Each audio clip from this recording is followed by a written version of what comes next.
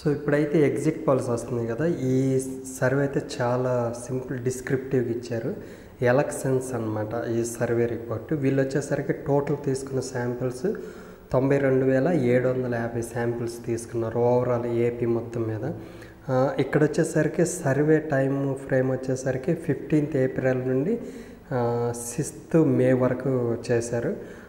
First వచ్చేసరికి మనం vote share చూద్దాం. ఓట్ షేర్ వచ్చేసరికి వీళ్ళు తీసుకున్న శాంపిల్ ప్రకారము వైఎస్ఆర్సీపీకి 49.46, టీడీపీకి వచ్చేసరికి 46.12%, ఐఎన్సీ అంటే కాంగ్రెస్ అంటే ఇక్కడ టీడీపీ కూటమికి అనమాట 46.12, తర్వాత ఐఎన్సీ అంటే కాంగ్రెస్ 1.08%, అదర్స్ వచ్చేసరికి 3.34% ఇచ్చారన్నమాట.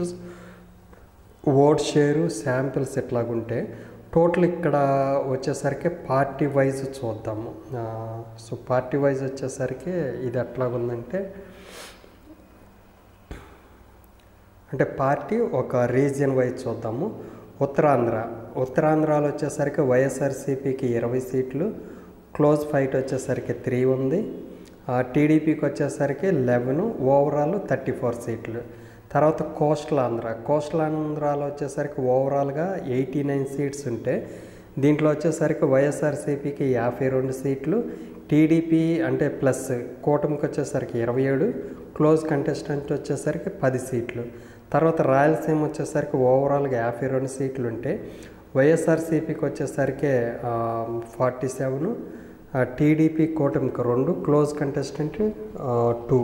సో ఈ ఓవరాల్గా తర్వాత ఈ టోటల్ ఓట్ షేర్ ప్లస్ సీట్ల ప్రకారం చూసుకుంటే వైఎస్ఆర్సీపీకి 49.46 ఓట్ షేర్తో 124 సీట్లు, టీడీపీ కూటమికి వచ్చేసరికి 46.12%తో 51 సీట్లు.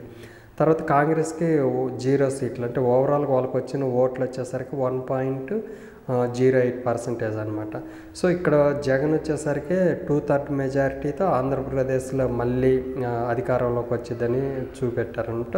సో ఇదనమాట ఓవరాల్గా ఎలక్షన్ సెన్స్ అనే సర్వే రిపోర్ట్ ప్రకారం. సో ఈ సర్వే రిపోర్ట్ ప్రకారం అయితే జగన్ 124 సీట్లతో 49.46 ఓట్ షేర్తో మళ్ళీ అధికారంలోకి వచ్చిందని ఇచ్చారు.